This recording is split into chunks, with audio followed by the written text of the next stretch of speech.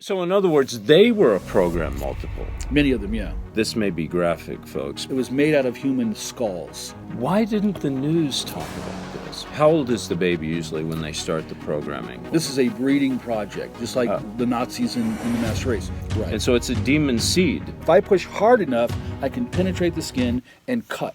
I want to ask you about Jeffrey Dahmer.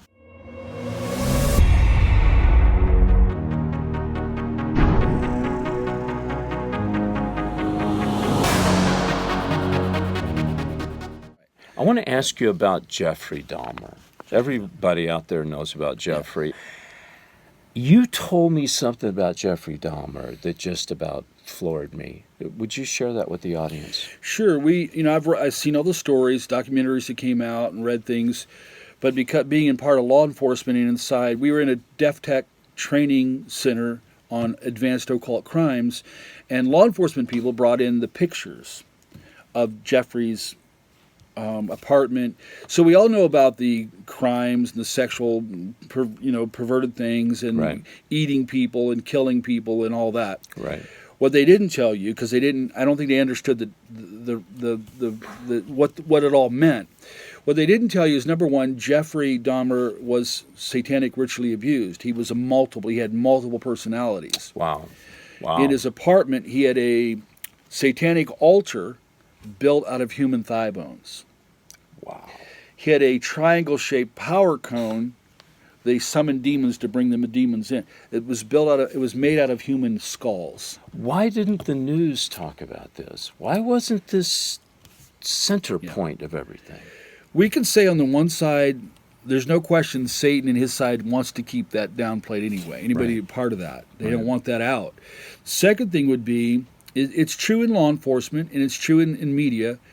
They don't have the grid map. They don't. Yeah. What does this skull mean? What is this? They don't have the mind of Christ, right? Right. You have the mind of Christ. We're not putting them down. It's just then they don't approach it from that. Right. So when I say forensic psychology, I'm including biblical content, the Spirit of God's guidance, intertwined with the investigative, factual, forensic facts of a case. What goes to motivate? Why did Jeffrey Dahmer kill those people? There's a satanic, motivated side for powers, satanic, where other parts of him that had been through abuse himself, demons operating in him, was all a part of that. But I saw his mother and father on the news. Mm-hmm. I mean, they look like a couple of school teachers. Mm-hmm. I mean, how could that happen? In all the cases of satanic, and we've dealt with hundreds of cases, when we engage the family side, usually the mom and dads will look like good, but it's the Ezekiel 8, chapter 8 thing. Right. The perpetrators in Ezekiel 8 for the underground Luciferian, child-sacrificing coven underneath the temple hidden, who was leading it? God led him, the 70 elders of Israel. The top political and religious leaders, by day, were the fake. By night, they were their real thing. Wow. So it's a methodology in Luciferianism, the real stuff, to where publicly they're to be a part of it. They're like community leader. They're going to be community leaders. They're going to be all over the place. I've never met in satanic ritual abuse victims whose parents and family structures were not a part of some kind of church. Wow. They're all there as a cover. So in other words, they were a program multiple. Many of them, yeah. So now I don't want to put words in your mouth, and I'm just using this as an example. Jeffrey Dahmer's mother could have been a program multiple. She was programmed to program him. You're right, because when we've engaged this for all these years, the first generation of these who had babies and children, and then the second and third. So the truth is, we should be looking at every single satanic ritually abused person will normally have a mother and or father that are not only part of the coven group, but most likely one of them will be multiple themselves. Yeah. And it's handed down, the whole thing, you don't catch it, but it's handed down through the trauma, through the spiritual dark side's design to create another one in the same way. How, this may be graphic, folks, but how do they take a baby? How old is the baby usually when they start the programming? Well, it gets deeper and deeper. It occurs even before the people. Even before they're born? Yeah, it's by spiritual, the people doing the birthing or creating a new child have to be already demonized and prepared. Okay. And so normally, so they're going to be actually there. This is a breeding project, just like the Nazis in the mass race. They're going to go together. They believe, whether we want to, they believe when they actually come together, there's a sex ritual, Okay. releasing demons into the process, Okay. into the womb. They have rituals to summon or release demons even then. Okay, let me see if I can clarify this. A man and woman gets together. They have a sexual encounter for the purpose of creating a program multiple because they're both demonic. Right. And so it's a demon seed. Right. Right. And their goal is they want to create a really altered, in their view. Now we look at it as bad. They look at it as we're going to create a superior human, a powerful human, a human that's more enhanced. They'll have more abilities, multiple abilities, programming, demon abilities, supernatural abilities. This is where you took me back to Germany back in the 30s.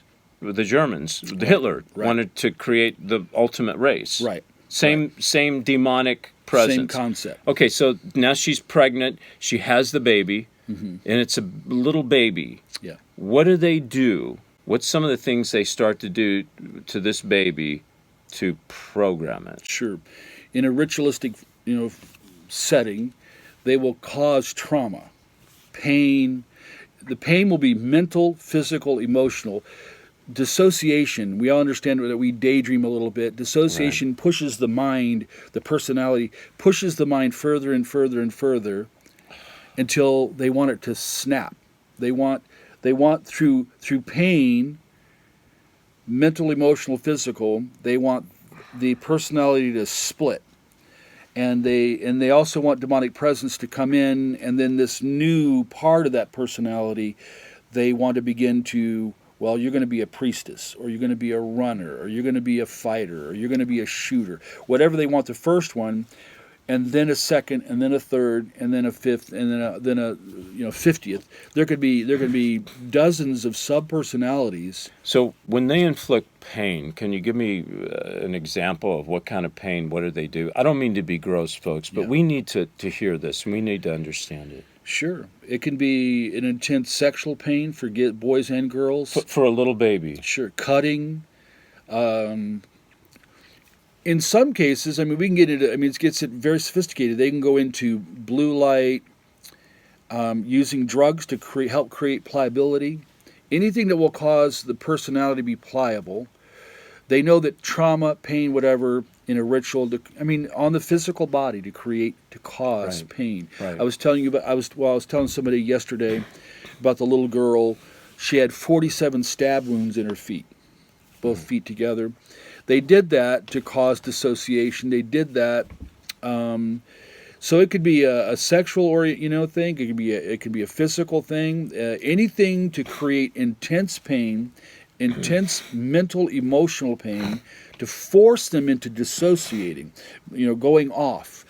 But then they want them to go not just a little bit off. They want to cause. Just like your skin, I could push, nothing's happening. I could push. But if I push hard with something, if I push hard enough, I can penetrate the skin and cut.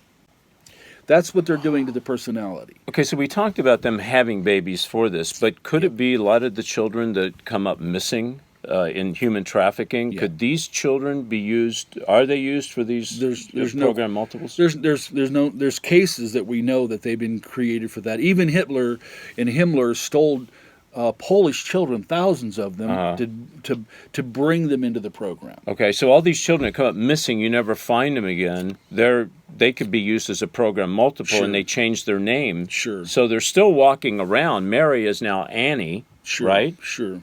Yeah. Yeah. How many are there program multiples around us now?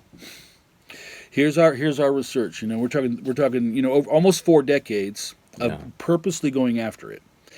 They're in schools, they're in churches, they're in law enforcement, they're in universities, they're in government by design, by placement. Wow. They're there. Okay, so you had mentioned that, and I'll go ahead and say it, but there was a PTL, big organization many years ago, that was brought down by a woman, Jessica Hahn. You told me that you thought she was a program multiple. Yeah, learning what we've learned through the years, and I went back over that, but that case bugged me. That whole thing, oh, of course it bugged everybody.